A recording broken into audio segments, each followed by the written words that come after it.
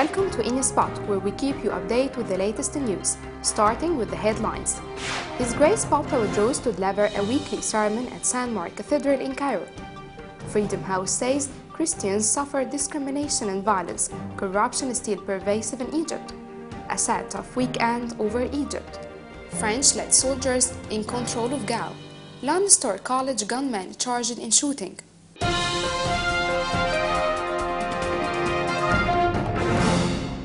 The Coptic congregation waits for the first sermon of His Grace Pope Tawadros as he will start his weekly lecture at San Mark Cathedral in Abbasiyah on the 30th of January 2013, as for continuous for what Pope Shenouda had started.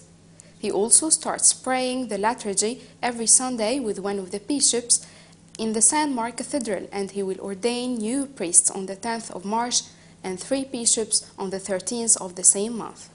Bishop Macarius Tawfiq, Archbishop of Ismailia and member of the Catholic Synod, announced that the Synod chose Bishop Ibrahim Ishaq as the Patriarch for the Coptic Catholic Church, as the former Patriarch of the Catholic Church.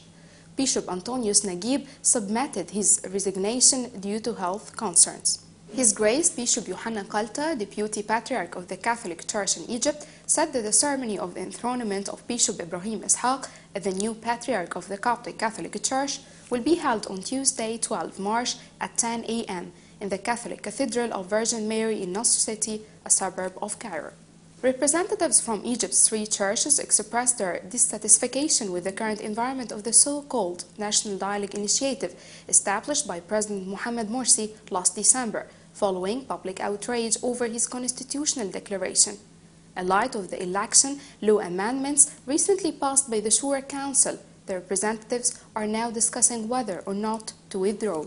Father Rafiq Grish, spokesperson for Egypt's Catholic Church, expressed dissatisfaction with the dialogue sessions, saying that this forum has not respected its participants. The representatives of the Evangelical Church, Pastor Rifat Fathi, said that when the churches agreed to participate in the national dialogue, they decided to make all the sessions as one. For his part, Dr. Sameh Fawzi, representatives of the Coptic Orthodox Church and member of the Shura Council, said that the administration's announcement to delay today's session of the national dialogue was wrong, nothing that it was most likely due to its fears of the coming 25 January demonstrations. Despite 2 years over the Egyptian revolution, in the latest annual report of Freedom House for 2013, it says that in the past decades, sectarian violence against Christians in Egypt has been on the rise. The authors of the report shed light on a long list of sectarian incidents, including the one that took place in February 2012, when 8 Christian families were forcibly evicted from their homes in the village of Sharbat in Kana Governorate. Also, the incident that took place in the coastal city of Rafah in northern Sinai last September, where people had been terrified by threats from suspected Islamist militants and following a shooting at the Christian business. For corruption, Freedom House says that it remains pervasive at all levels of government.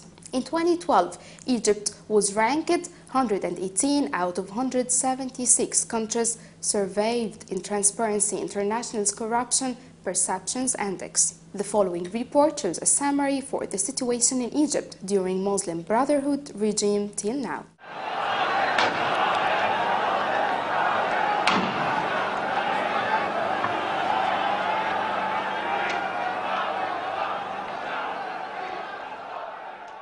Last week, Egyptians celebrated the 2nd anniversary for their revolution, the revolution that kicked Mubarak out and brought President Mohamed Morsi to be the elected president of Egypt. Since the Muslim Brotherhood took power in June 2012, religious minorities have felt an increase in their vulnerability to abuse and discrimination. During the process of drafting the first post-revolution constitution, the Christian members of the Constituent Assembly resigned as it was unrepresentative of the Egyptian people's cultural, religious, political, and racial diversity, and unrepresentative for the minorities' rights. There were very few Christians among its 100 members, and the assembly was dominated by Islamists, whose final political project was to treat Christians as second-class citizens, and their commands on racist points in the constitution had not been taken in consideration. So the representative of the Coptic Church decided to withdraw from it, with many other liberal and civil parties. Despite that, the assembly of drafting the constitution continued its work, and the constitution has been released. Till now, Egyptians are still fighting for the better country, for the main goals of Egyptian revolution: food, freedom, social justice. Will they resist restrictions by the new regime, or they will accept what democracy brought to them? At least 30 people killed in clashes over a court verdict Saturday following a day of politically charged violence throughout the country. The clashes in the northeastern city of Port Said came after a judge sentenced 21 people to death for their roles in a football game riot last year, which was called by Port Said Massacre. Angry relatives of those convicted clashed with security forces outside the prison, leaving at least 30 dead and more than 300 wounded, within a state of complete chaos and loneliness. In addition to Port Said, there were clashes between police officers and demonstrators in response to the killing of 9 people in Suez in the previous day during peaceful demonstrations.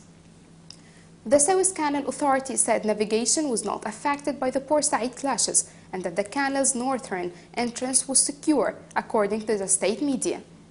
As a reaction toward that, Egyptian President Mohamed Morsi met with his defense counsel over the violence to discuss the situation and came out with a statement in which he felt sorry for what was happening in the country.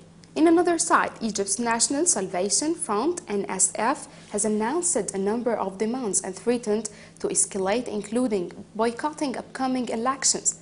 If these demands are not met, the group has demanded that Egypt's new constitution be amended immediately, a national salvation government be formed, and to place the Muslim Brotherhood under rule of law.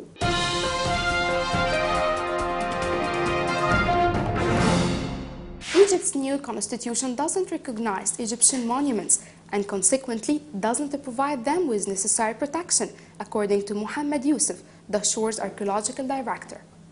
Mr. Youssef demanded that the Egyptian President Mohamed Morsi protect Egyptian monuments from the Muslim Brotherhood, who said work to destroy them, referencing correspondence with Egyptian officials who have refused assistance. The shore's archaeological area faces security, historic and cultural disaster, as it is a target for thieves and traders of ancient monuments.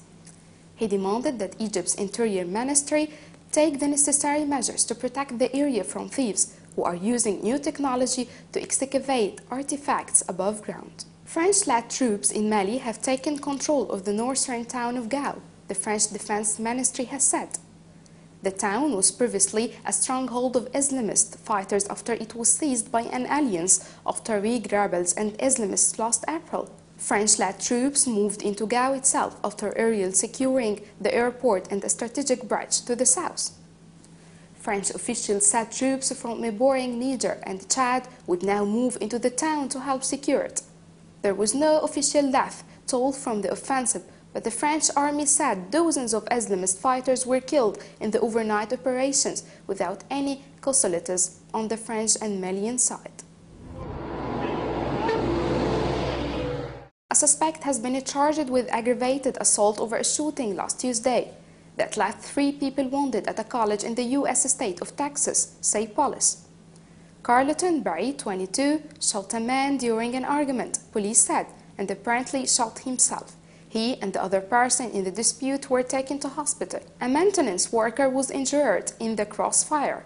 The latest incident of gun violence, it comes amid a major push for gun control by the Obama administration. A U.S. court has found 3 National Labor Relations Board appointments made by President Barack Obama during a 2012 Senate recess were unconstitutional. White House spokesman Jay Carney said that the session was novel and unprecedented. The ruling said that the Senate was not technically in recess when the appointments to the NLRB were made. Mr. Obama also appointed the head of the new agency, the Consumer Financial Protection Bureau, at the same time. But the White House argued Richard Corday's nomination to the CFPB BB would not be affected by the Friday's ruling.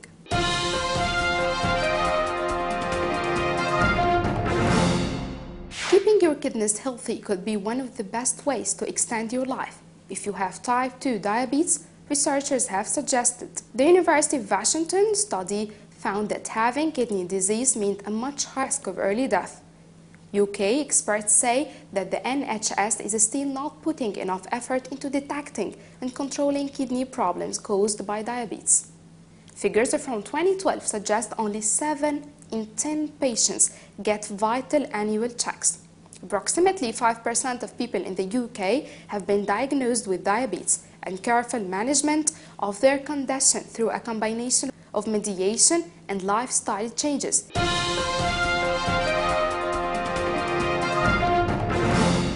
This is what we have for you today. Thanks for watching. Stay tuned to Inspire.